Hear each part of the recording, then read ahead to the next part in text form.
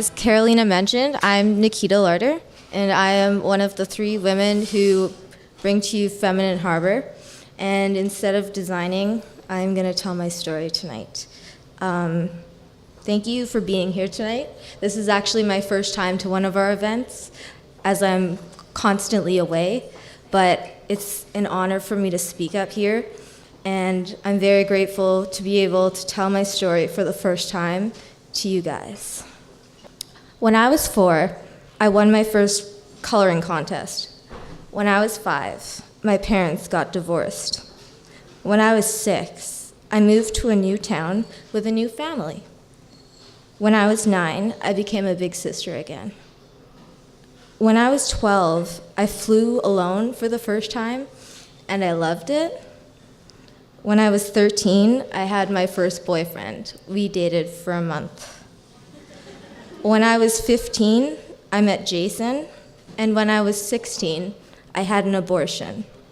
I am 20, and this is my abortion story. Growing up, my parents were religious and strict. I was stubborn. Shortly after my 15th birthday, I started dating Jason. Jason was attractive, popular, and athletic. I was shy, self-conscious, and hurting. My personal life was rough, and Jason was my escape from reality. Our relationship progressed rapidly. In hindsight, I should have seen it coming.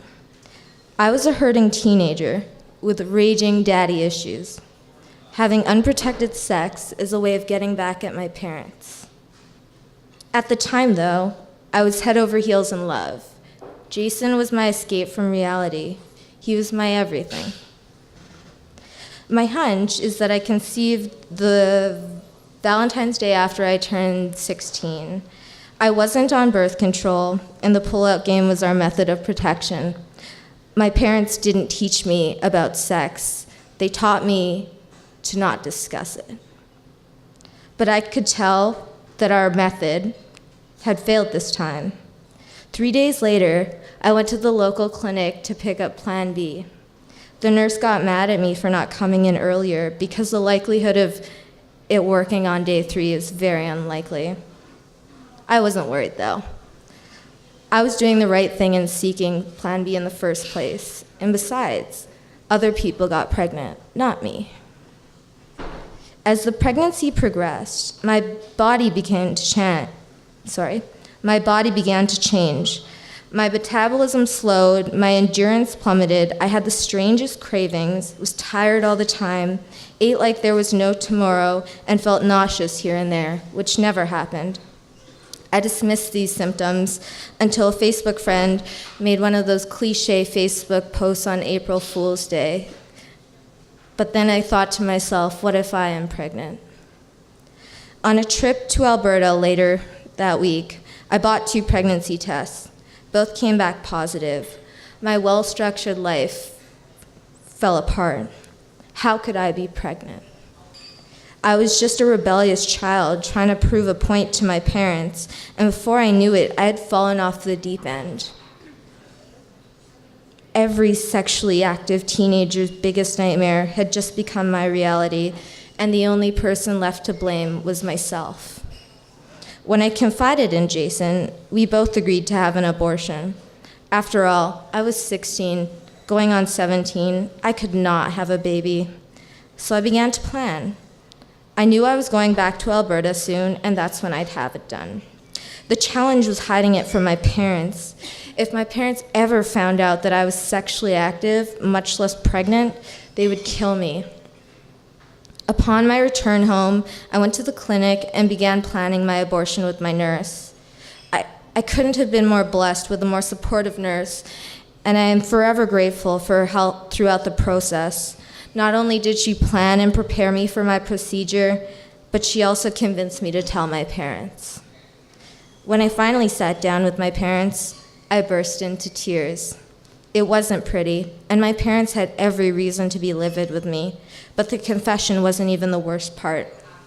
As religious folk, abortion hadn't even crossed their minds.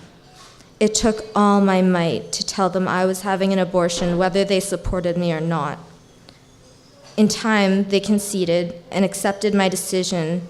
They did not support it, but realized they could not change my mind. The tension in my already tense house reached an all-time high. By the time I arrived in Alberta, my abdomen was a small, hard thump. I was 19 weeks, and it was the last possible week for me to legally terminate my pregnancy.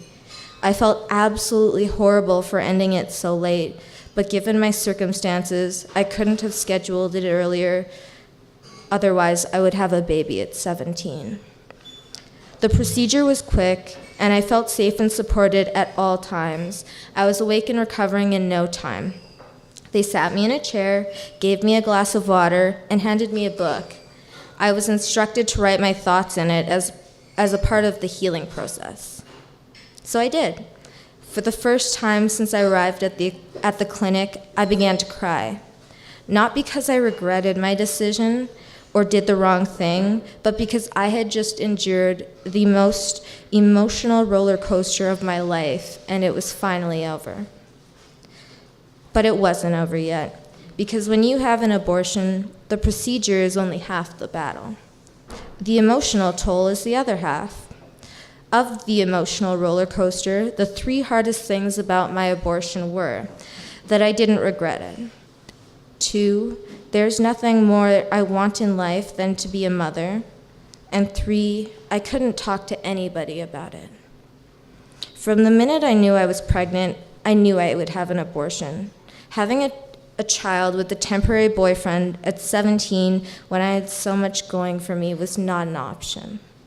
I knew that having an abortion was the best option for me and would only benefit my life. Once I made the decision, I felt relieved. Once I woke up from the procedure, I felt relieved. Every step in the process was one step closer to regaining control of my life. When everything was finally over, I was the happiest I'd been in a long time. But society doesn't approve of women who don't regret their abortions. Despite feeling good about my decision, the guilt about not feeling guilty began to set in.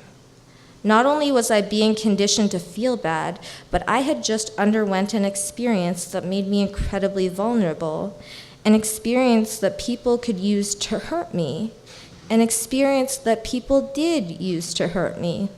And it was during this time I learned which friends were truly there for me and which weren't. I spent the next 2 years bottling up my secret, living on guard, and feeling guilty about not feeling guilty. It was a very dark time. The second factor, my desire to be a mother, was like the irony of the experience. It was like life saying, you want to be a mother and have a successful life? Well, you can only have one, so choose. It was the emotional cherry on top of the cake. Growing up without a mother made me realize how much of a good mom I wanted to be for my own children one day. I dream about the day my kids have the mom I never had. To be faced with parenthood at 16 was my biggest nightmare come true. I couldn't raise a child the way I aspired to as a teenager, but as heartbreaking as it was to abort my first child, I knew it was in the best interest of me and my future children. Not having anyone to confide in about my abortion was probably the most exhausting part. I know I did the right thing for myself, but it felt like it was me against the world. I wanted nothing more than to share my experience and get this weight off my shoulders. Alas, I was nervous that my decision, my experience, would negatively impact my relationships, so I kept it to myself. This was made worse when the topic of pregnancy or abortion came up in decision. Imagine talking with your 5-month pregnant friend about her constant cravings and fatigue and acting like you can't imagine what she's going through when you remember all that like yesterday. Can you even be happy for her when you aborted your own fetus? Or try explaining to your best friend why you're acting like such a callous bitch when you can't admit, I just found out I'm pregnant and I'm planning my abortion. How can you confide in her when you don't even know her stance on abortion? Does having an abortion make you automatically pro-choice? How much could you support abortion before people suspected it was because you had one? All of these thoughts and questions haunted me, and there was no one for me to get answers from. Obviously, you can still be happy for pregnant friends after having an abortion, or confide in your best friend because she said you always could, no matter what, and that I was pro-choice long before I had my abortion. But I agreed before I even conceived, because I agreed with abortion long before my own, because I believe women have say over what happens to their bodies, and that women don't only support abortion just because they've had one. But as a 16-year-old who had just had an abortion, I wanted to hear it from somebody else. To hear someone tell me that everything was going to be all right because having an abortion is all right. Having an abortion is okay. I want to say that I've felt this way since I learned what abortion was. But it took me a really long time to publicly support it. I began to support it in 2014 after discovering Emily Letts, who posted a video of her abortion on the internet and began promoting positive abortion. Emily's message really spoke to me, so I reached out to her, and she actually responded, encouraging me to share my experience. As inspired as I was, I just wasn't ready to share my abortion publicly, so I began to show my support for pro-choice by following and liking the movement online. My support for pro-choice grew even louder when Lindy West and Amelia Bono initiated the Shout Your Abortion movement in 2015. The movement led me to support the hashtag on Twitter, write this monologue, and gain the confidence to share it all with you. I'm slowly but surely reclaiming and sharing my decision without shame, because I'm not my abortion. I'm Nikita.